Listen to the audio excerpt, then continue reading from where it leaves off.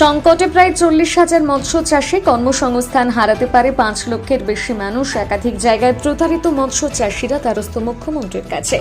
চিংড়ি, মৎস্য, কাঁকড়া চাষীদের সার্বিক উন্নয়ন নিয়ে আজ এই চাষের সঙ্গে যুক্ত মৎস্যজীবী ও চাষীরা ডেপুটেশন দিল জেলা পরিষদের মৎস্য কর্মাধ্যক্ষ তরুণ জানার কাছে। চিংড়ির চাষ ও চিংড়ি উৎপাদনে রাজ্যের মধ্যে অন্যতম পূর্ব মেদিনীপুর জেলা। 10,000 হেক্টর জায়গার উপর গোটা জেলা জুড়ে 40,000 মৎস্য চাষী মৎস্য উৎপাদনের সঙ্গে যুক্ত, যার ফলে জেলার 5 থেকে 7 লক্ষ মানুষ কর্মসংস্থান পেয়েছে। এবার চিংড়ি চাষের সঙ্গে যুক্ত সেই সমস্ত মৎস্যজীবীরা বিপাকে। তাদের মধ্যে অধিকাংশ মৎস্য চাষী তাদের উৎপাদিত মাছের ন্যায্য মূল্য পাচ্ছে না। পাশাপাশি তারা নিম্নমানের মাছের খাওয়ার ও ওষুধ চড়া দামে কিনছে, যার ফলে লভ্যাংশ জায়গায় ক্ষতির মুখে পড়তে হচ্ছে তাদের। শুধু তাই নয়, মাছ বিক্রির পর পাচ্ছেন না প্রাপ্য টাকা। মাছ নেওয়ার সময় ব্যাংকে চেক দিলেও মিলছে না টাকা। চেক বাউন্স হওয়ার পর টাকা চাইতে গেলে জড়াতে হচ্ছে মিথ্যে মামলায়। পাশাপাশি বেশ কিছু ব্যবসায়ী তাদের এই মনোপলি ব্যবসায় নিজেদের আখের বোঝাতে ব্যস্ত।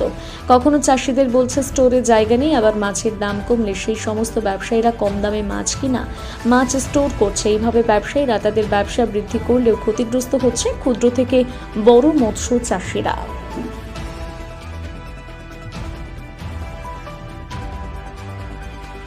চিন্তামণি মন্ডল কাঞ্জাব যারা যদি বছর থেকে ভবনিত অরুণের কোনো ব্যবস্থা নেওয়া হবে। ব্যবস্থা মানে কি, আমাদেরকে তাদের বিষয়টা খোঁজ নিতে হবে। জেনুইন কোনো কিছু না পেলে আমাদের এই বিষয়গুলা চাষিরা বললেন আমাদেরকে খোঁজ নিতে হবে, আমাদের দপ্তরের সঙ্গে কথা বলতে হবে। এবং এক্সপোর্টারদের কন্ট্রোল করে কেন্দ্র সরকার, এমফেডা, তারা রেজিস্ট্রেশন দিচ্ছে। এমফেডাকে কন্ট্রোল করে কে? কেন্দ্র, তাদের দপ্তর। তো সেই কেন্দ্র সরকার তারা পরিচালনা করছে। আমাদের রাজ্য সরকারের পক্ষ থেকে একটা সিদ্ধান্ত নিতে হবে যে এই যে এক্সপোর্টাররা আমাদের চাষিদেরকে ক্ষতিগ্রস্ত করছে, তারা ন্যায্য মূল্য পাচ্ছেন না, তারা মাছটা দেওয়ার পরে তার যে প্রাপ্য টাকা সে টাকাটা পাচ্ছেন না। এটার ব্যাপারে রাজ্য সরকার একটা পদক্ষেপ গ্রহণ করুন। আমরা জেলার পক্ষ থেকে আমরা রাজ্য সরকারকে প্রয়োজনীয় পদক্ষেপ গ্রহণ করার জন্য এইটা আমরা অনুরোধ জানাবো। আমরা এই ডেপুটেশন গ্রহণ করলাম।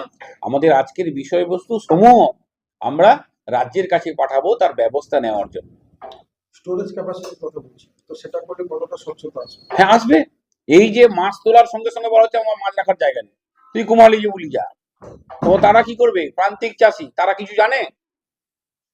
যে কোনো প্রকারে তুমি লিলিত হয় বাবু, পা ধরলো বাবু, বাবু সেই সুযোগ নিয়ে দিয়ে দিল একদম 320 টাকার মাছ, তখন নিয়ে গেল 280 টাকা, তো 40 টাকা পার কেজিতে কমে, মানে তার শেষ হয়ে গেল সব। সেটাও বাকি, সেটাও তো ক্যাশ নয়, সেটাও পাবে কিনা নিশ্চিত নয়, কবে পাবে।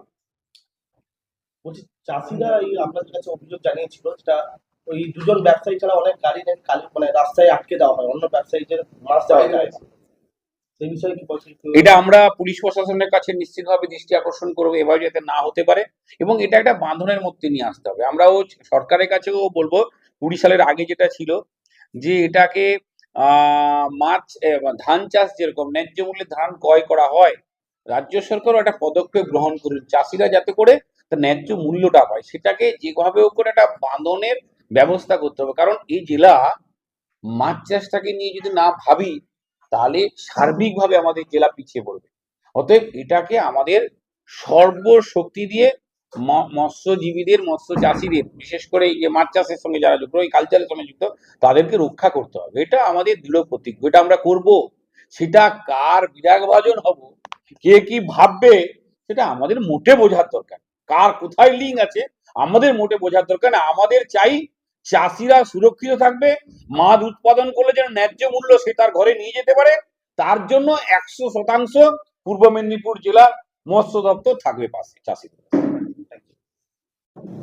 চাষিরা আপনাদের কাছে ডেপুটেশন দিলেন, এটা কি তাদের বক্তব্য যে তারা চাষ করার পরে তারা যে ফলনটা, মাছটা তারা ন্যায্য দামে বিক্রি করতে পারছে না। এটা তারা মূল সমস্যা। যে সময়টা মাছ চাষ করতে নামছেন তখন একটা রেট বলা হচ্ছে, আবার মাছটা তৈরি করার পরে যখন মাছটা তুলবেন, বেচবেন, সেই মুহূর্তে একদম জলের দাম। অর্থাৎ যে টাকাটা তারা ইনভেস্ট করলো, যে মাছটা তৈরি করতে গিয়ে যে অর্থ তারা ব্যয় করলো, সেই টাকাটাও পাচ্ছে না, আর লস করছে। এই করে দিনের পর দিন তারা ক্ষতিগ্রস্ত। এটা আমাদের জেলায় ব্যাপক হারে চিংড়ি চাষটা হয়। তো সেখানে এই চাষিরা যদি মার খায়, আমাদের এই জেলা পুরো পিছিয়ে পড়বে, অর্থনৈতিকভাবে সম্পূর্ণভাবে ভেঙে পড়বে। কারণ এখানে সমস্ত জায়গাগুলোতে ফিশারি কাটা হয়ে গেছে মাছ চাষের জন্য, নোনা জল ঢুকেছে, সেখানে ধান হবে না। তাহলে সেটাকে যদি না ব্যবহার করা হয়, তাহলে শুধু তারা ক্ষতিগ্রস্ত হবে না, গোটা আমরা সার্বিকভাবে এই জেলা ক্ষতিগ্রস্ত হবে। আর পশ্চিমবঙ্গের মধ্যে আমাদের এই জেলা মৎস্য উৎপাদনে আমাদের সেরার সেরা। তো এখানে এরাই এই চাষিরা যদি এরকম অসুবিধার মধ্যে পড়ে, তাহলে তো আমরা ক্ষতিগ্রস্ত হবো, আমাদের দপ্তর ক্ষতিগ্রস্ত হবে। আমাদের দপ্তর তো চায়, আমরা চাই, আমাদের রাজ্য সরকারের মাননীয় মুখ্যমন্ত্রী চান যে আমাদের এই চাষিদের পাশে থেকে তাদের কি করে সহযোগিতা করা যায়, তাদেরকে নিজের পায়ে কি করে দাঁড় করানো যায়। আর এটা কিছু অসাধু ব্যবসায়ীরা তারা চক্রান্ত করে দিনের পর দিন একটা র্যাকেট চালিয়ে তাদের চাষিদেরকে ক্ষতিগ্রস্ত করে তুলেছে। বলছি, একটু আগে বলছিলেন বক্তব্যে যে ব্রিটিশদের মতো নীল চাষের মতো শোষণ করছে, কারা করছে? এই চারা কয়েকজন যারা এই এক্সপোর্টার আছে, এই তারাই তো নাম টাম দিয়েছে। এই তো আমরা দেখতে পাচ্ছি, আমরা খোঁজ নেব, আমরা তো ব্যক্তিগতভাবে এ করতে পারবো না। ওই এরা যারা লিখেছে, ওই এই কয়েকজন এই যে লিখেছে দিয়েছে, তারা তাদের ডেপুটেশনে লিখে দিয়েছে চিন্তামণি মণ্ডল আর আদার্স যারা ব্যবসায়ীরা আছে, তারা কয়েকজন মিলে এটা করছে। চিন্তামণি মণ্ডলের নাম আসছে বারবার ঘুরে ফিরে, কামদেব জানার নাম আসছে, এরকম অনেকেই যারা আছেন। আমরা আমাদের দপ্তরের পক্ষ থেকে খোঁজ নিব কেন তারা অসুবিধায় পড়ছে। আমরা এডিএম সাহেবরা আছে, আমরা শুনলাম আমাদের জেলার পক্ষ থেকেও নিশ্চিতভাবে কেন চাষিরা ক্ষতিগ্রস্ত হবে, কেন বারবার এত অভিযোগ হবে এত চাষি, তাহলে সেটা আমরাও সেটা দেখব। এবং আরো কিছু ব্যবসায়ী আছে যারা মাছ নিয়ে চলে যাচ্ছে, টাকা আগে দিচ্ছে না, মাছ যখন তৈরি করার সময় ফিড নেওয়ার সময় টাকাটা দিতে হচ্ছে চাষিকে, ঘর থেকে বার করতে হচ্ছে। ফলানোর পরে তারা মাছটা বেচতে যখন যাবে তখন ধারে দিতে হচ্ছে, এবং তাদের দয়ায় দাক্ষিণ্য, টাকাটা কখন পাবে তার নিশ্চয়তা নেই। যদিও ছুটে ছুটে যদি পেলেন, সেই চেকটা পেলেন, এই চেকটা ব্যাংকে যখন নিয়ে যাচ্ছে চেকটা বাউন্স হচ্ছে, টাকাটা থাকছে না। যে আপনি যে চেকটা দেখাচ্ছেন তার অ্যামাউন্ট এটা 95 লক্ষ টাকা, 64,25,668 টাকা। তো এটা তারা চেক দিচ্ছে, চেকে টাকা নেই, অ্যাকাউন্টে টাকা নেই, বাউন্স হচ্ছে, তার কোনো ব্যাপার নেই। এবার এরা যখন আবার বিভিন্ন লোককে পাঠিয়ে যখন মাছটা তোলার চেষ্টা করছে, সেই সকল চাষিরা যখন তাদের ঘিরার চেষ্টা করছে রাস্তায়, তাদের দেখতে পেলেই ঘিরবে, সেটাই স্বাভাবিক যে আমি টাকা পাচ্ছি না, আমি বঞ্চিত হয়েছি। তখনই তারা কিছু মিথ্যামিথি তারা থানায় গিয়ে প্রভাব খাটিয়ে তারা এদের নামে, চাষিদের নামে কেস করছে। কোথাও শ্লীলতাহানির কেস, কোথাও তাদের টাকা লুটপাটের কেস, এইসব কেস দিয়ে তাদেরকে জর্জরিত। তারা টাকা, একদিকে টাকা পাচ্ছে না, অপরদিকে তারা কেসে জর্জরিত, এইভাবে চলছে। মানে একদম। আর নীল চাষের কথা তুললাম কেন, যে বললো চাষিরা বললো তাদের বক্তব্যে, আমাদেরকে একটা সময় বলছে মাছের রেট এই, আমাদের উদ্বুদ্ধ করালো তোমরা মাছ চাষ করো। আমাদের জায়গা ছিল, ধান চাষ করতাম, আমরা তাদের কথাতে ফিশারি কেটে ফেললাম, ফিশারি কেটে মাছ চাষ করা শুরু করলাম। যখন মাছটা আমরা দিতে যাব, তাদের নির্ধারিত রেটে আমাদের দিতে হচ্ছে, আমরা কোনো পাচ্ছি না। অথচ আমরা যে টাকাটা খরচ করেছি সে টাকাও আমাদের উঠছে না। আমাদের পরিশ্রম তো গেল, আমার স্ত্রী পুত্র পরিবারকে নিয়ে সবাই রাত দিন ধরে এই মাছ চাষ, মাছটা ফসল তৈরি করা মানে দিন আর রাত সমান, রাত্রেও সারাত্রি জেগে থাকতে হয়, শিফটিং এ কাজ হয়, সারাদিন সারাত লেগে থেকে আমরা 3 মাস 3.5 মাস পরে মাছটা তৈরি করলাম।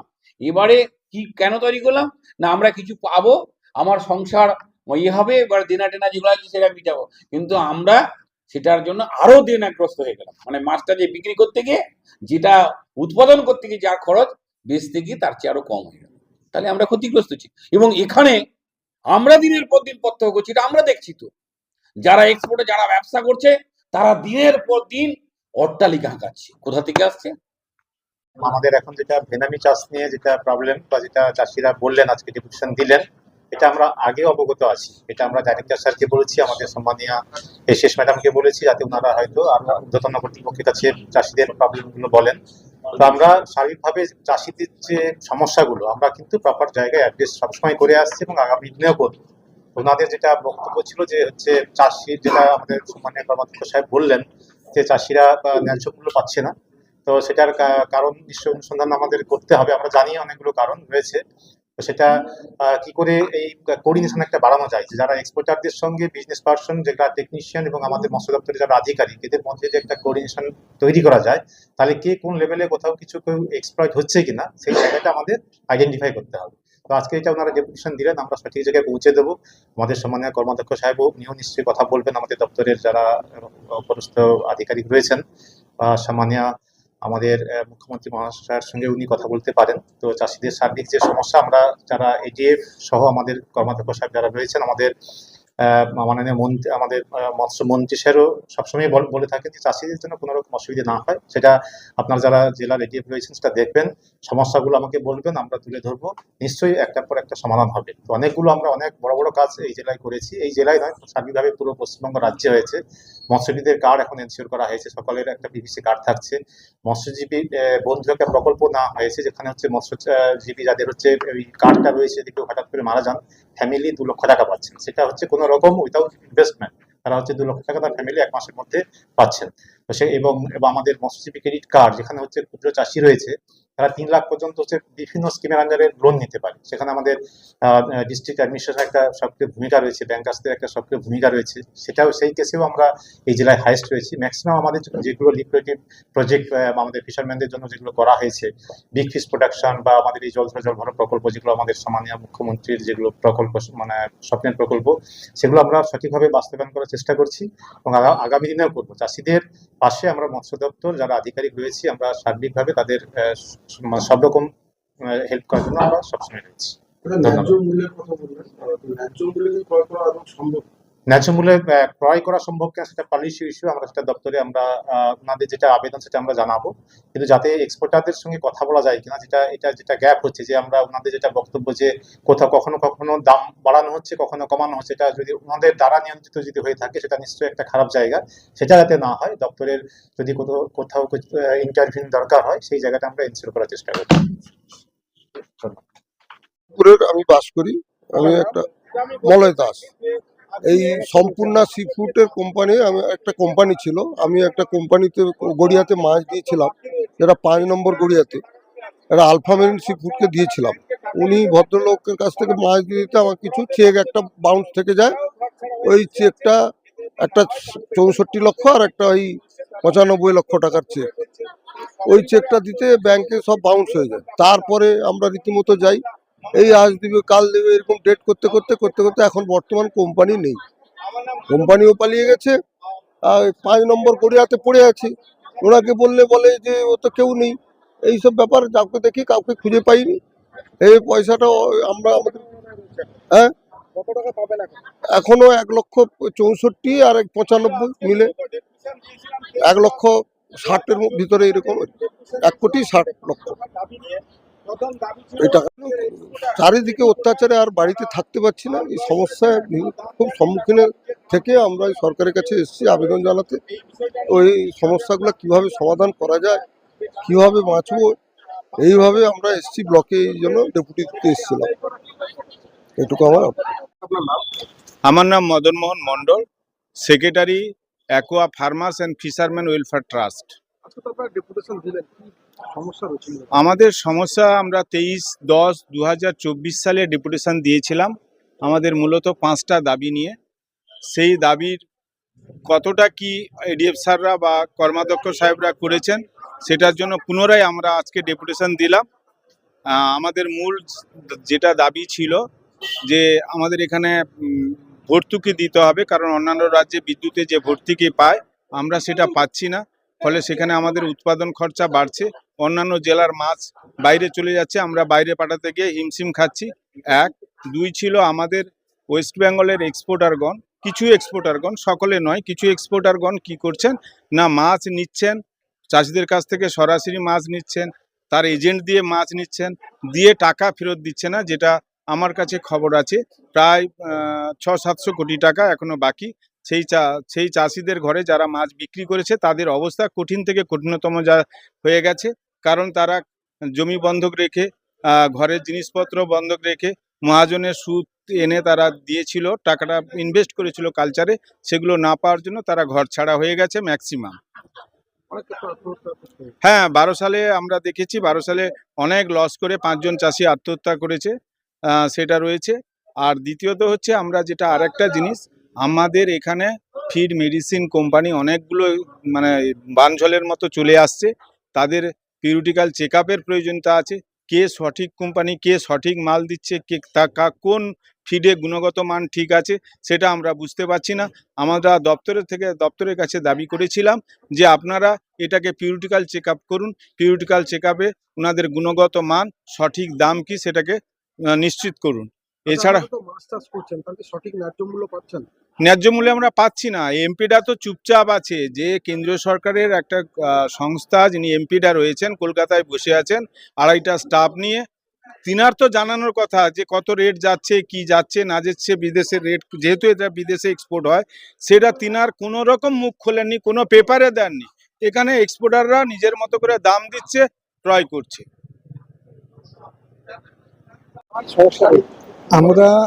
আমি একজন চিংড়ি চাষি, পূর্ব মেদিনীপুর 3 নম্বর ব্লক 5 নম্বর অঞ্চলের একজন চিংড়ি চাষি এবং ব্যবসায়ী। আমি সমস্যা হচ্ছে এক্সপোর্টারকে মাছ দিয়ে 18 সালে মাছ দিয়েছি। এক্সপোর্টার আমার দোকানে আসে, এসে তারা মিটিং করে, শঙ্করবাবু আপনার চিংড়ি চাষি আছেন, আপনিও চাষি, আমাদের নরঘাটে আমাদের মাছের ফ্যাক্টরি আছে, ওনার নাম হচ্ছে অমিত মুখার্জি। উনি এসে বলেন যে আমাকে চাষিগুলো মাছ দিন, আমরা মাছটা নেব। আমরা মাছ দেবো কী করে, টাকা পয়সার ব্যাপার না, টাকা পয়সার আমরা প্রবলেম হবে না, আপনাদের মেদিনীপুরে আমরা ব্যবসাটা করছি, ফ্যাক্টরি করেছি এক্সপোর্ট, তার জন্য কোনো প্রবলেম হবে না। তো সেই হিসাবে আমরা মাছটা দিয়েছিলাম, আমাদের হেঁটে আমাদের 40-50 জন চাষির কাজ মাছগুলো দিয়েছিলাম 18 সালে। দিয়ে মোট মাছ দিয়েছি 1,86,10,00,000 টাকার মাছ দিয়েছি। কথা মতো 1 সপ্তাহের মধ্যে আমাদের পুরো পেমেন্টটা করে দেবে।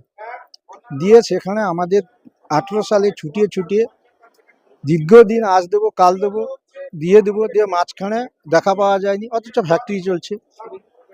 অমিত মুখার্জির 2 ছেলেও ছিল সঙ্গে, যার বড় ছেলের নাম হচ্ছে রোহন মুখার্জি, ছোট ছেলে হচ্ছে অর্ণব মুখার্জি।